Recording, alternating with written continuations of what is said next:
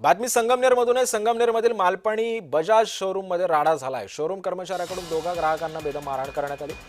दुचाकी दुरुस्तीसाठी गेलेल्या ग्राहकांना शोरूम कर्मचाऱ्यांकडून उद्धट वागणूक मिळाली। मोबाईलमध्ये चित्रीकरण केल्याचा राग असल्याने शोरूम कर्मचाऱ्याकडून ग्राहकांना मारहाण करण्यात आल्याचे समजते।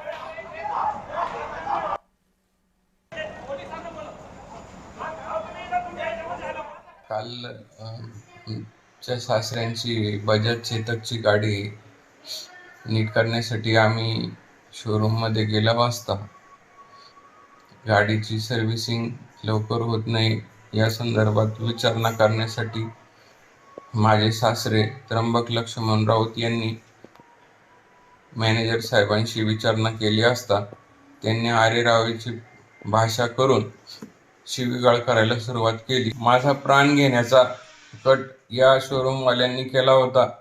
मी कसा बसा देवाची कृपा म्हणून वाचलो। या सगळ्यांवर कठोर कारवाई झाली पाहिजे अशी माझी मागणी आहे। काल